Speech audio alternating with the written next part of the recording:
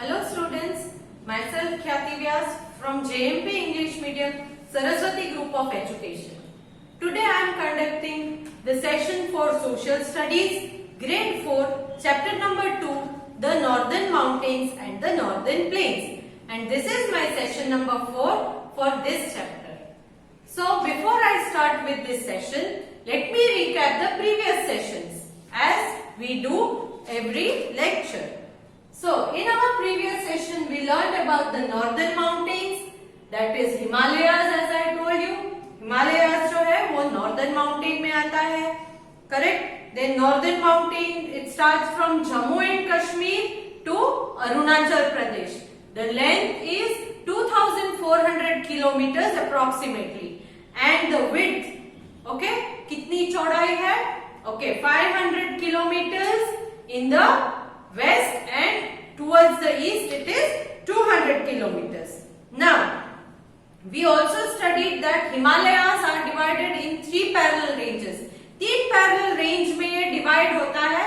सबसे पहला है, सबसे ऊपर जो आता है हिमाद्री, उसके नीचे आता है Himachal and the southern most is Shivalik. So, Himadri में सबसे ऊंचे mountains, the highest mountains in the world are there in Himadri range. The highest mountains are, and the highest mountain peaks are Mount Kanchenjunga and Mount Annapurna. ये दो highest mountain peaks है हिमाद्री के. Okay? Then Himachal के बारे, हिमाद्री में एक और point मैंने बोला था कि माउंटेन पासेस है. जिन माउंटेन पासेस में जोजिला पास है वो बहुत इंपॉर्टेंट है and it is in Jammu and Kashmir. Then Himadri में बहुत सारे लिविंग थिंग्स नहीं रहते because it is covered with snow throughout the year. Then Himachal में सबसे इंपॉर्टेंट माउंटेन पास जो है वो है Rohtang mountain pass and Himachal में बहुत सारी वैलीज है. ओके, वैलीज मतलब the lowland between 2 mountains. Valleys में कौन कौन सी आती है? कश्मीर, कुल्लू, कांगड़ा एंड बहुत सारे हिल स्टेशंस भी आते हैं हिमाचल में, जैसे कि मसूरी, शिमला, नैनीताल, अल्मोड़ा, दार्जिलिंग, ये सारे हिल स्टेशंस है. तो आप घूमने जाओगे तो आपको पता होना चाहिए कि वैलीज कौन कौन सी है एंड हिल स्टेशन कौन कौन से है. Then we talked about Shivalik range also. Shivalik range, यहाँ पर टेरेस फार्मिंग के बारे में हमने बात की थी. टेरेस फार्मिंग मतलब माउंटेन को स्टेप्स पैटर्न में कट करके फार्मिंग करते हैं because the water will not flow down. Then we talked about importance of Himalayas. Importance of Himalaya में सबसे पहला कि it is a natural boundary, so foreign invasions will not be entered into India. Foreign से कोई भी India के अंदर north में से इजीली एंटर नहीं हो सकता क्योंकि यहाँ पर 3 माउंटेन रेंजेस जो खड़ी होती है तो उस वजह से. Then it does not allow the cold wind from the north to enter India. North में से जो कोल्ड विंड ब्लो होकर आती है इंडिया में, ये उसे रोक देता है और इंडिया को फ्रीज होने से बचा लेता है, ठंडा बहुत हो जाने से बचा लेता है. Then the rain bearing winds will be blocked in India. India में से जो रेन बेरिंग विंड्स है उसे ये बाहर नहीं जाने देता है. ये माउंटेन उस रेन बेरिंग विंड्स को स्टॉप कर देता है, जिस वजह से वो जो रेन है वो इंडिया में ही गिरती है एंड इंडिया में बहुत सारा पानी हो जाता है. Okay, then we also talk that we get timber, that is wood for making different things, then medicines and resins from this forest. This forest is also having variety of forest and wildlife. Forest भी बहुत सारे हैं, इसलिए यहाँ पर many kinds of trees are found and wildlife are also found. Forest है तो wildlife भी होंगे. Next, most important point of Himalayas is Himalayas. It is main source of water to Indian rivers. Indian reverse में सबसे important water जो आता है flow होके वो हिमालयाज में से आता है क्योंकि हिमालयाज में जो स्नो मेल्ट होकर पानी बनता है वही स्नो बाद में पानी बन के इंडियन रिवर्स में पहुंच के रिवर्स जो है they become full fleshed with water through out the year. Next, in my last session 3 we discussed about the northern plains के बारे में पढ़ा था. नॉर्दर्न माउंटेन से नीचे साउथ में आओगे तो नॉर्दर्न प्लेन आएगा. नॉर्दर्न प्लेन्स जो है उसकी जो लेंथ है it is 2400 kilometres and width 150 to 300 kilometers. Okay, and it covers the states of Punjab, Haryana, Uttar Pradesh, Bihar, West Bengal and parts of Assam. Then I also discussed in my previous session that there are many perennial rivers which have water throughout the year. Perennial का मतलब मैंने बताया था कि throughout the year Jin rivers में पानी रहता है उसे perennial कहते हैं. Then we discussed about three important basins. Three important basins of northern plains are the Ganga basin, the Brahmaputra basin and the Satluj basin. Okay, Ganga basin, Brahmaputra basin and Satluj basin, ये तीन important basins है. उसमें से हमने Ganga basin already detail study कर दिया है. Once again let me repeat this session that in the Ganga, river Ganga is having its source, means its birthplace is from the Gangotri glacier in Himalaya. Himalaya के Gangotri glacier में से इसका जन्म स्थान होता है. Then as it flows down towards the south it enters Haridwar in the plains. Haridwar जो planes में है वो वहां से एंटर होता है प्लेन्स में. गंगा रिवर हरिद्वार से प्लेन्स में एंटर होता है. Ganga river flows through the states of Uttarakhand, Uttar Pradesh, Bihar and West Bengal. Okay, और ये जो है Ganga river it brings silt and makes the plain very fertile. इस वजह से प्लेन जो है वो बहुत फर्टाइल बन जाता है, good for growing crops. Ganga and it's main tributary is Yamuna. Ganga और उसकी मेन ट्रिब्यूटरी है यमुना. ये गंगा और यमुना दोनों कहां पर मिलते हैं? इलाहाबाद में. And the point where these two rivers meet each other is called Sangam.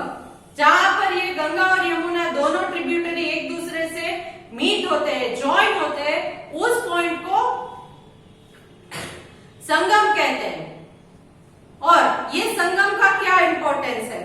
Okay, once in every 12 years thousands of pilgrims gather here to celebrate Kumbh Mela. 12 years में एक बार यहाँ पर कुंभ मेला लगता है जहां पर बहुत सारे पिलग्रिम श्रद्धालु आते हैं और कुंभ मेले में हिस्सा बनते हैं. Next, I also talked about the Ganga delta. Ganga delta के बारे में मैंने आपसे बात की थी, which is also called as Ganga and Brahmaputra delta. Delta का मतलब क्या है? गंगा जो है it splits into smaller tributaries और streams and it forms in a triangular shape before entering a sea. Sea में एंटर होने से पहले वो अपनी बहुत सारी स्ट्रीम्स या ट्रिब्यूटरीज को अगेन डिवाइड करता है. It forms a triangular part and then enters into bay of Bengal. So now today we will learn about, in today's session we will learn about the Brahmaputra basin and the Satluj basin. So today first we will take Brahmaputra basin. Okay, now the Brahmaputra basin, I have hung a map here to explain it to you in detail. The river Brahmaputra starts in Tibet. river Brahmaputra है वो Tibet में start होती है. Tibet है वो actually India का हिस्सा नहीं है. टिबेट इंडिया से बाहर आता है. सो river Brahmaputra starts from Tibet. It's birth place is in Tibet. It flows eastward and enters India in Arunachal Pradesh. Tibet में जन्म लेने के बाद वो फ्लो होके अरुणाचल प्रदेश में एंटर करती है. यहाँ पर अरुणाचल प्रदेश में टिबेट से जन्म लेने के बाद, ये टिबेट है, टिबेट से जन्म लेने के बाद फ्लो होके वो अरुणाचल प्रदेश से इंडिया के अंदर एंटर होती है. Then it flows westwards through Assam before entering Bangladesh. फिर यहाँ से फ्लो होके वो इस तरफ असम की तरफ फ्लो होती है and then it here in Bangladesh. Can you see this dark blue line here? Yes, ये तिब्बत में से एंटर होती है अरुणाचल प्रदेश में, फिर असम में आती है, फिर असम में से ऐसे फ्लो होके इधर बांग्लादेश इंडिया में नहीं है, it is a different country, so बाहर चली जाती है. Now the Brahmaputra basin receives heavy rainfall brought by the monsoon winds. Brahmaputra basin में रेनफॉल जो है वो बहुत हेवी होता है. क्यों? क्योंकि मॉनसून विंड्स जो है वो यहाँ पर बहुत ज्यादा फ्लो होते रहते हैं. Sometimes the heavy rainfall floods the river and its surrounding areas. कभी कभी इस ब्रह्मपुत्र रिवर में बहुत सारा पानी भर जाता है और फ्लड मतलब पूर आने की परिस्थिति खड़ी हो जाती है.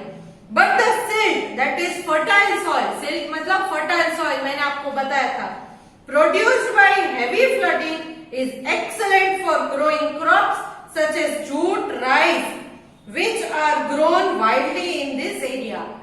But ये फ्लड आने के बाद, फ्लड के साथ जो सिल्ट आती है उसकी वजह से ये जहां से ये ब्रह्मपुत्र रिवर फ्लो होती है वो पूरा एरिया एकदम फर्टाइल बन जाता है और यहाँ पर राइस, जूट जैसे क्रॉप्स बहुत अच्छी तरह से ग्रो होते हैं. Now let us start with the Sutlej basin. अब सतलेज बेसिन के बारे में हम पढ़ते हैं. हमने ऑलरेडी गंगा बेसिन के बारे में पढ़ लिया था प्रीवियस सेशन में. आज के सेशन में हमने ब्रह्मपुत्र बेसिन के बारे में पढ़ा and now continuing with Sutlej basin. अब हम सतलेज बेसिन के बारे में पढ़ेंगे. The river Satluj and its tributaries flow through the states of Punjab and Haryana. Punjab और हरियाणा से फ्लो होती है ये सतलेज बेसिन. सतलेज बेसिन जो है वो Punjab and Haryana, this orange colour and pink colour, Punjab and Haryana इन स्टेट्स में सतलेज बेसिन है. This region does not receive much rainfall. इस रीजन में ज्यादा रेनफॉल नहीं है. Hence the farmer depend on canals, rivers and dams for water. इस एरिया में ज्यादा बारिश नहीं होती है, इस वजह से फार्मर्स को क्या है, अपनी जो फार्म है उसमें पानी के लिए आइदर दूसरे रिवर्स पर या केनाल्स मतलब मैन मेड जो टनल जैसे होते हैं जिसमें से पानी छोड़ते उन केनाल्स पर या डैम के ऊपर पानी के लिए डिपेंडेंट होना पड़ता है. Okay. The famous Bhakra Nangal Dam has been built on Satluj to provide electricity and water for irrigation. Bhakra Nangal dam, अलग अलग डैम्स है इंडिया में, सबसे इंपॉर्टेंट है भाखरा नंगल डैम. ये सतलेज रिवर के अक्रॉस बांधा गया है. The Bhakra Nangal dam is built across Sutlej river. Okay. Dams क्यों कंस्ट्रक्ट करते हैं? See, if you do not construct dam, the water will flow away. अगर आप डैम कंस्ट्रक्ट नहीं करोगे तो नदी में से पानी बहकर चला जाता है. The water will never stop. Okay? Water will never stop. So if you want water to be supplied in your area, what you have to do? You have to stop it from flowing. अगर आपको पानी चाहिए तो आपको क्या करना पड़ता है? उस रिवर के अक्रॉस एक डैम कंस्ट्रक्ट करना पड़ता है जिसकी वजह से उस नदी का पानी बहकर आगे ना चला जाए. ओके. और उस पानी को आप स्टॉक करके पूरे साल यूज कर सकते हो. हाँ, ड्यूरिंग रेनी सीजन अगर बहुत ज्यादा बारिश है, बहुत पानी भर जाता है डैम में, तो डैम की भी एक कैपेसिटी होती है. उससे ज्यादा पानी भर जाए तो डैम टूट जाता है और पूरा का पूरा शहर जो है उसमें पानी भर के फ्लड आ सकता है. तब क्या करना है? इस डैम में अलग अलग दरवाजे कंस्ट्रक्ट करते रहते हैं, दरवाजे बनाए होते हैं और slowly and gradually as the water increases they will open the doors of this dam. Dam के दरवाजे खोलते हैं. खोलने की वजह से क्या होता है? धीरे धीरे पानी बहुत ज्यादा बढ़ जाए, लेवल अगर बढ़ जाए तो if it is dangerous then they let flow the water. उस पानी को फ्लो होने के लिए छोड़ देते हैं पानी बहुत भर जाने के बाद. The Indira Gandhi Canal, which starts from Satluj, provides water to dry areas of Rajasthan. अब ये भाखरा नंगल डैम जो है वो मेनली इलेक्ट्रिसिटी प्रोड्यूस काम आता था। और एक जो है वो है इंदिरा गांधी कैनाल। कैनाल मतलब क्या, वो मैन मेड ऐसे टनल जैसा बनाते हैं जिसमें से पानी छोड़ते हैं, और ये क्या कहाँ के लिए पानी छोड़ते हैं, मेनली फॉर राजस्थान। ये राजस्थान का जो एरिया है जहाँ पर डेजर्ट है, ड्राई एरिया है, तो इस सतलुज रिवर में से कैनाल कंस्ट्रक्ट करके राजस्थान में पानी पहुंचाया जाता है। Now, the main crops grown in this region are wheat, rice, cotton and sugarcane. इस रीजन के मेन क्रॉप्स है व्हीट यानी गेहूं, राइस यानी चावल, कॉटन एंड शुगरकेन गन्ना। ये सबसे इंपॉर्टेंट क्रॉप्स है। Some of the important cities in this region are, इस रीजन के सतलुज बेसिन के इंपॉर्टेंट सिटीज कौन कौन से हैं? चंडीगढ़, जालंधर, पटियाला, लुधियाना, अंबाला एंड अमृतसर। ये सारे इंपॉर्टेंट सिटीज है। Let me repeat, Chandigarh, Jalandhar, Patiala, Ludhiana, Ambala and Amritsar, ये इंपॉर्टेंट सिटीज है सतलुज बेसिन के। Now coming to the end of this session, let me discuss the importance of northern plains. Northern plains क्यों important है? The soil of northern plains is very good for growing crops. Northern plains की soil बहुत good है, fertile है, इसीलिए crops अच्छे से grow होते हैं।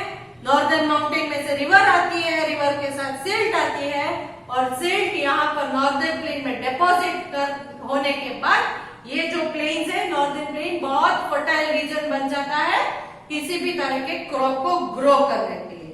Unlike Himalayas, the plains are not very cold and thus people have settled here in large numbers. Northern mountains की तरह यहाँ नॉर्दर्न प्लेन्स में बहुत ज्यादा ठंडी नहीं होती है, इस वजह से बहुत सारे लोग यहाँ सेटल होते हैं। सेटल होने का मतलब है वहां पर परमानेंटली रहना। Okay, Many of the earliest cities such as Patna, Kolkata, Varanasi and Delhi have grown in the banks of rivers here. यहाँ की नॉर्दर्न प्लेन्स की रिवर के आजू बाजू में बहुत सारे इंपॉर्टेंट सिटीज, मेजर सिटीज जो है वो बसना शुरू हुए थे। They started developing there, like Patna, Kolkata, Varanasi and Delhi. ये सारे इंपॉर्टेंट सिटीज है, वो रिवर बैंक्स में ही अपने आप को फ्लरिश करते हैं। Next, as the land is flat here, the exist of good network of road and railway. यहाँ के रोड, क्योंकि ये प्लेन्स है तो रोड फ्लैट होने की वजह से सरफेस जो है लैंड का फ्लैट है, इस वजह से यहाँ पर road network and railway network, मतलब कि बहुत सारे बढ़िया से रोड और very good railway network is present in this plains, northern plains. This helps the transportation of food products here to other parts of the country. इस वजह से यहाँ पर जो भी फूड प्रोड्यूस होता है, क्योंकि ये बहुत फर्टाइल एरिया है तो बहुत सारी चीजें ग्रो होती है, so these all products are produced in this region, all the goods produced in this region are easily transported to many other places because of good connection between two places through road or through rail. So this is the end of this session and this is also the end of this chapter. So I am sending a worksheet along with this video regarding today's session. Hope you all complete it by yourself. Please go through the video 2 to 3 times and also look at the PDF of the textbook. If you are having any doubts, you can contact me. Okay?